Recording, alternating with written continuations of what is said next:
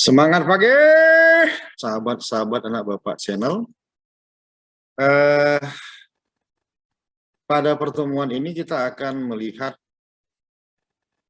bagaimana sih sebenarnya BIOS legacy ya.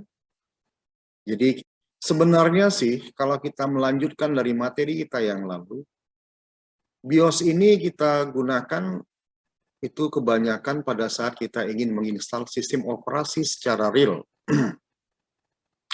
Jadi kalau kita mau menginstal sistem operasi secara real, kita membutuhkan sekali BIOS untuk mengatur dari mana pertama sekali kita akan menginstal komputer ataupun laptop kita.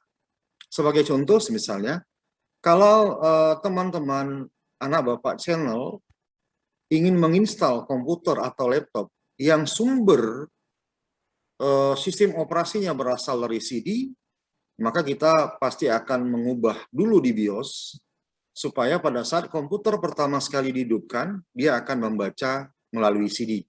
Gitu.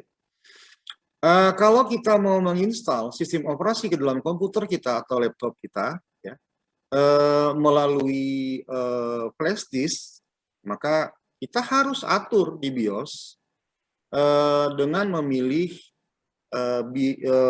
flash disk lah sebagai pertama sekali dibaca oleh komputer pada saat komputer dihidupkan. Nah, ini yang paling utama di dalam BIOS ini, sehingga kita wajib mengetahui BIOS, baik yang dia berbentuk legacy ataupun yang berbentuk UEFI. Nah, perlu kita garis bawahi, pada saat kita ingin menginstal sistem operasi ke dalam komputer kita atau ke laptop kita, kita harus memperhatikan apa BIOS yang digunakan oleh laptop tersebut atau komputer tersebut. Kalau BIOS yang kita gunakan di komputer yang mau kita install UEFI, maka kita harus membentuk hard disk kita dengan membuat jenis bootingnya adalah UEFI. Itu yang pertama.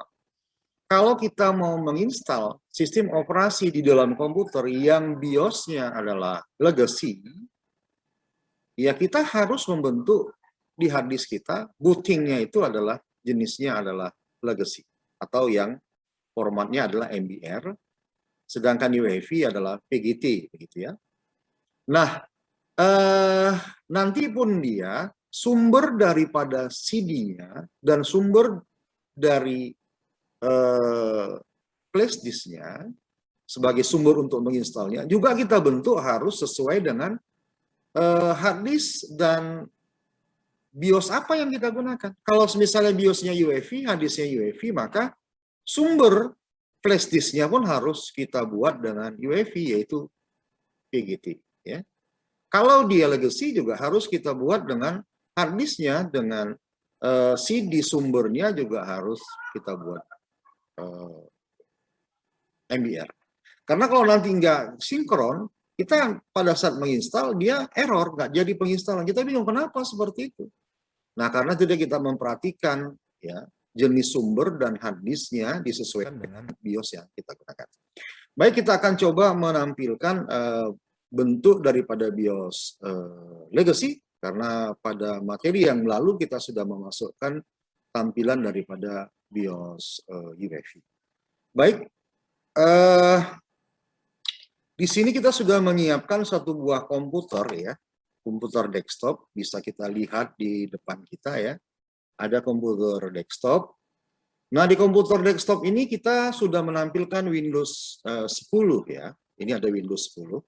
Kita mau lihat ya, ROM-nya atau BIOS-nya itu berbentuk legacy. Setelah seperti ini, komputer hidup, langkah yang harus kita lakukan adalah bagaimana caranya komputer ini kita restart. Setelah kita restart, baru nanti kita pilih tombol untuk masuk ke BIOS. Biasanya itu dia tombolnya itu del, dengan menekan tombol del terus-menerus ya, atau menekan tombol F2 terus-menerus, kemudian setelah itu atau menekan tombol escape. Kebiasaannya seperti itu ya. kebiasaan untuk masuk ke BIOSnya seperti itu. Sebagai contoh kita akan restart ini komputernya ya. Kita restart. Di situ kita ambil restart ya. Ini ada restartnya. Kita ambil restart.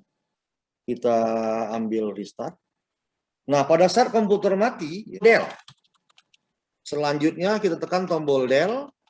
Tujuannya apa? Untuk masuk ke BIOS. Ya. Jadi tujuannya adalah supaya kita masuk ke BIOS.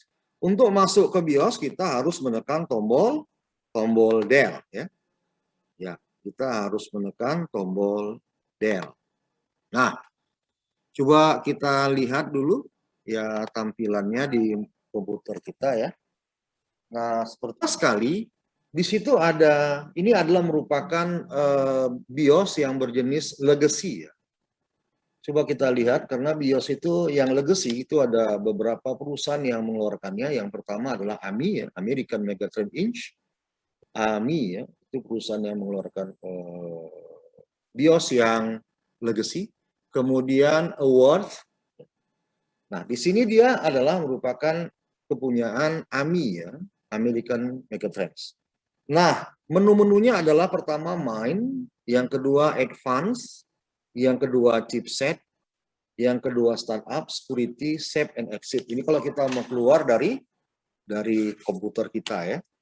Nah, biasanya kalau kita mau menginstal sistem operasi, ya, kita memilihnya pada menunya adalah menu kita ambil pada menu startup. Startup nih atau di boot ya. Ada yang startup, ada yang boot ya. Nah, tergantung dengan jenis BIOS-nya ya. Legacy juga memiliki beberapa jenis BIOS ya. Ada HP BIOS, ada AMI BIOS, ada Award BIOS ya. Nanti kamu bisa lihat dari internet ya, di Google ya. Yang ini adalah American Megatrends. Jadi AMI ya. American Megatrend Inc. Nah, di situ kalau kita mau mengubah ke misalnya kita mau install ya kan. Karena tadi saya bilang bahwasannya kebutuhan BIOS yang paling utama ini pada saat kita menginstal sistem operasi. Nah, kita mau mengarahkan kemana? Pada saat kita menginstal kan kita pasti mengarahkan dari sumbernya ya, CD berarti di CD-ROM. Atau flash disk ya, atau di flash disk. Maka kita harus ubah. Mengubahnya di sini menggunakan menu startup ya. Ini menu chipset, ini menu startup. Kemudian anak panah ke bawah, ini bisa digeser-geser anak panah ke bawah, anak panah ke atas ya. Kemudian di boot option 1, ini adalah boot option 1, maksudnya boot yang pertama sekali. Kalau di bawahnya ada boot yang kedua. Ya. Nah, pada boot yang pertama sekali, yang ini, kita anggap yang ini boot pertama sekali. Ini kemana mau kita arahkan? Apakah kita mau ke CD-ROM, ataukah kita mau ke flash disk ya? Tapi sudah pasti, biasanya kita ke CD-ROM atau ke flash disk. Nah, dari sini bisa kita pilih, misalnya kita enter ya. Di situ ada pemilihan. Kalau yang atas kan dia hard disk tuh, ya ini hard disk ya. Nah, kalau yang di bawahnya adalah CD-ROM. Ini berarti kita mau menginstal berdasarkan CD-ROM. Kalau kita enter, dia berubah. Pada option satunya, SATA, itu SATA kan jenisnya ya. Semuanya kita sudah tahu semua. SATA itu adalah kabel penghubung daripada hard disk dan CD-ROM ya. Jenisnya adalah SATA. Di situ bisa kita lihat ada tulisan HLD SD DVD. Berarti kita mau pertama sekali ini kalau kita simpan ini BIOS-nya ini, maka pertama sekali komputer dihidupkan dia akan membaca CD. Ini berarti kita mau menginstal berdasarkan dari CD-ROM. Baik ya. Sedangkan boot yang kedua di sini berubah menjadi hard disk. Dia nggak ada bacanya DVD ya, jadi hard disk. Nah ini dia kalau kita ingin menginstal sistem operasi berdasarkan dari CD ya sumbernya. Tapi kalau sudah kita install, sudah diinstal dia komputer kita, sudah siap kita install, maka kita harus masuk ke BIOS lagi seperti ini. Maka kita pilih, kita rubah jangan DVD, tapi karena kalau udah diinstal kan berarti komputer nanti dihidupkan dari hard disk. Bisa dipahami ya. Kalau kita mau menginstal, maka sumber instalnya kan berasal dari CD. Tapi kalau sudah kita install, selesai kita install, kita harus mengubah komputer nanti dihidupkan melalui hard disk karena Windows sistem operasinya udah jadi di hard disk, berarti kita harus mengubahnya ke hard disk. Bisa dipahami ya. Nah, seperti itu dia bisa dipahami. Nah, di sini kenapa nggak ada flash disk? Karena flash disk-nya tidak kita masukkan. Tapi nanti pada saat kita masukkan flash disk-nya, kita buka BIOS-nya, dia akan tertera. Nanti kita akan coba pada materi yang berikutnya ya. Ini misalnya tadi kita pilih kalau yang ini ya kita simpan, kita pilih simpan yang ini ya, kita jalankan. Kita pilih yes supaya menyimpan konfigurasi BIOS yang telah kita ubah agar komputer pertama sekali dibaca ke CD-ROM ya, tekan tombol yes. Nah, kalau mau masuk ke BIOS lagi, tekan lagi tombol delete, ditekan sampai terus-menerus ya. Kalau kita masuk ke BIOS, dia masuk ke BIOS lagi. Nah, seolah-olah kalau kita sudah siap menginstal sistem operasi, maka kita harus membalikkan BIOS tadi ya di startup. Ingat ya, ada startup, ada boot, ada menu boot. Tergantung dengan jenis BIOS-nya, ada AMI BIOS, ada award BIOS tadi ya.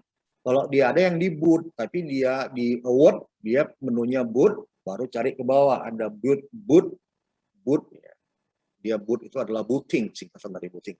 Nah, seolah-olah kalau kita sudah selesai menginstal sistem operasi ya, maka kita harus membalikkan boot priority-nya ke bawah. Yang ini kita enter, jangan di DVD room, tapi kita pilih adalah hard disk. Yang ini ya, ini hard disk. Kalau ini kan DVD ya, atau CD ya. Yang ini kita kembalikan, kita enter, kita tekan tombol cari save and exit, pilih yes. Maka secara otomatis komputer akan kembali hidup.